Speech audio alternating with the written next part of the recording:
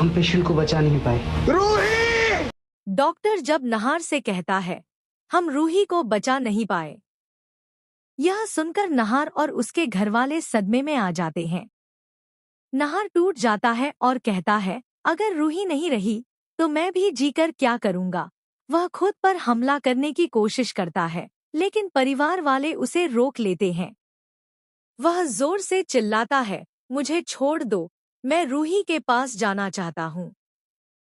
तभी मंदिर की घंटियां बजने लगती हैं, हवा तेज चलने लगती है और अचानक रूही की सांसें चलने लगती हैं। नहार भागकर उसके पास जाता है, रूही, तुम ठीक हो ना? मुझे पता था तुम मुझे छोड़कर कभी नहीं जाओगी।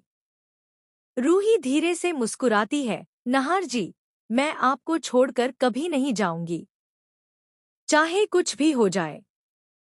लेकिन दादी यह सब देखकर भीतर ही भीतर गुस्से से जल उठती है। वह मन में कहती है, यह लड़की इतनी आसानी से नहीं मरेगी, पता नहीं कब इससे छुटकारा मिलेगा। इसी बीच सुकून फिर से पेंटिंग से निकलती है।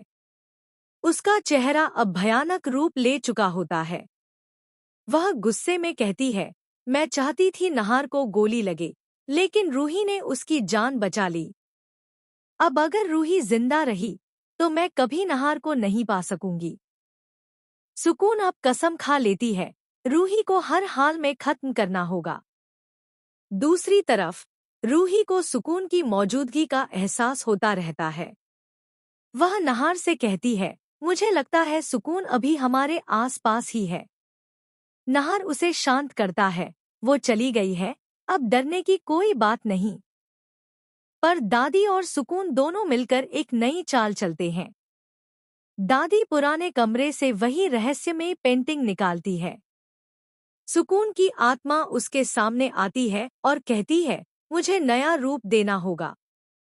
दादी राख निकालकर सुकून की आत्मा में मिलाती है और धीरे धीरे वहां एक नई लड़की का रूप बनता है, बहुत सुंदर, पर उसकी आंखों में एक अजीब चमक होती है। अगली सुबह जब नहार और रूही नीचे आते हैं तो दादी कहती है, यह हमारी दूर की रिश्तेदार सिया है, कुछ दिन यहीं रहेगी। रूही उसकी आंखों में देखती है और ठिठक जाती है, जैसे यह नजरें उसने पहले भी कहीं देखी हों। रात में उसे सपना आता है। सुकून कहती है, मैं वापस आ गई हूँ, अब तुम्हें कोई नहीं बचा सकता। रूही डरकर उठ जाती है और सिया, यानी सुकून, अब अपने नए खेल की शुरुआत कर चुकी होती है।